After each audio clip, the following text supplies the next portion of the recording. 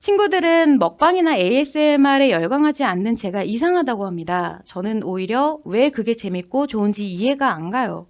그런데 대중적으로 다들 좋아하는 것이다 보니 좋아하지 않는 제가 문제가 있는 건가 생각이 들기도 하네요. 라는 질문인데 이런 분들 굉장히 많습니다. 질문자님뿐만 아니에요. 요즘에는 각종 문화적인 프로그램이 많이 방영을 하죠. 그래서 주로 힐링하는 그런 컨텐츠가 많아요. 가장 줄을 이루는 게 여행하는 거 혹은 먹는 프로그램이 완전 대세죠. 특히나 거기에다가 여행 가서 먹는 프로그램이면 완전 대박이죠. 저도 좋아했지만, 현지에서 먹힐까, 이런 것들. 그리고 짬짬이 여행 가는 데서 막 그 현지 음식 찾아 먹고 이런 것들 보면은, 아주 좋습니다. 근데 이렇게 언제부터인가 먹는 모습을 보여주는 먹방이 성풍적으로 인기를 끌었었는데, 그냥 일상적인 식사 정도가 아니죠. 그걸 보여주는 정도가 아니에요. 막 굉장히 무리한 음식을 한 번에 먹는 것에 대해서 대리만족을 시키는 그런 콘텐츠잖아요.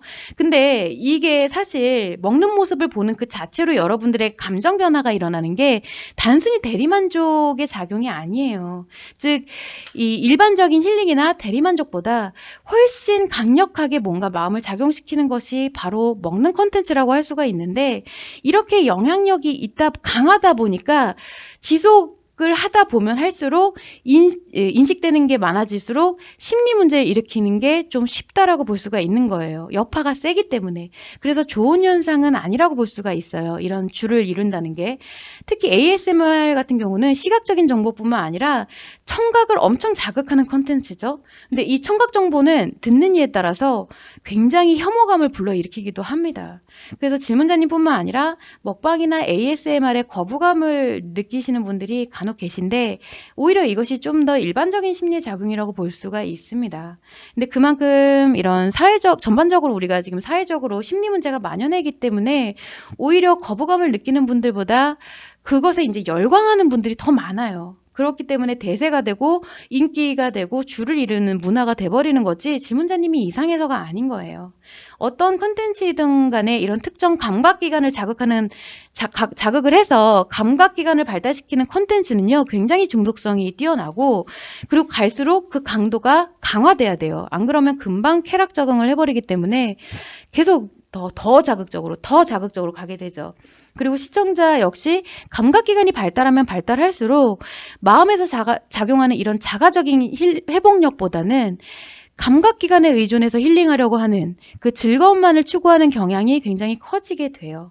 그래서 만약 자신이 다이어트를 하면서 겪는 어려움에 대해서 먹방이나 ASMR을 통해서 해소해야겠다라고 하시는 분들의 경우 다이어트에서 비롯되는 심리 문제 그리고 먹는 컨텐츠를 통해 비롯되는 심리 문제까지 가중이 된다. 이렇게 볼 수가 있는 거예요.